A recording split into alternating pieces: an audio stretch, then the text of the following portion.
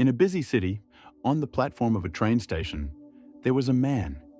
He was known as the beggar, who had learned to survive by asking for change from the passing travelers. He would sit there every day, watching the world go by. One afternoon, he saw a tall man, dressed in a well-tailored suit. The beggar thought, "This man looks wealthy. If I ask him for a bit of money, perhaps he will give me a good sum." So, he approached the man and began his usual routine. But instead of handing over money, the businessman looked at him and said, "Why is it that you're always asking for something? Have you ever thought about giving something to others?" The beggar was confused and replied, "But I have nothing to give. I am just a beggar. How can I give anything to anyone?" The businessman smiled and said, "If you can't give, then you shouldn't ask. I believe in the law of giving and receiving.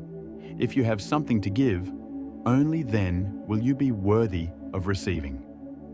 As the businessman boarded his train and left, the beggar sat there, reflecting on the words that had struck him deep in his heart. He thought, "Maybe I don't receive much because I never give anything in return." For days he pondered over this question. What could he, a beggar, give to others? Then one morning, while sitting near the train station, he noticed a few flowers blooming near the tracks. An idea popped into his mind. Why not offer flowers to those who give me money, as a token of my appreciation? Excited, he picked some flowers and began offering them to the passengers who gave him money.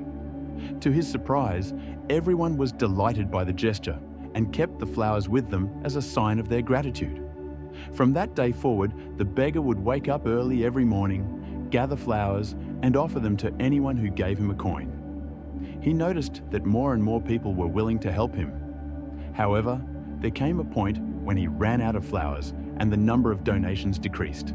One day, as he was sitting by the tracks, he saw the same tall businessman he had met earlier. This time, the beggar walked up to him and said, "I have something to give you today. Please, let me offer you these flowers in exchange for a small donation." The businessman smiled and handed him a few coins, accepting the flowers. "You're doing great," he said. "You've become a businessman like me." The beggar realized that the key to changing his life had always been within his grasp.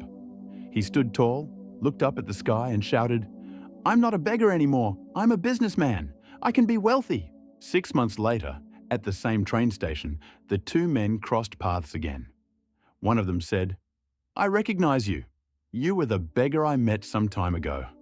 The second man smiled and replied, "Yes, I was once a beggar, but now I'm a successful flower vendor. Thanks to your lesson, I understood the power of giving. I don't just ask for money. I offer flowers in return, and it has transformed my life. I now run a large flower business, all thanks to your wisdom." This story teaches us a profound lesson. Changing your life starts with changing the way you think. If you focus on giving instead of just receiving, opportunities and success will come your way.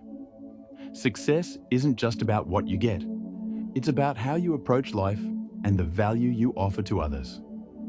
Remember, no dream is too big and no situation is too hopeless. You can change your life if you believe in yourself and act boldly. You too can unlock your potential by embracing the power of giving.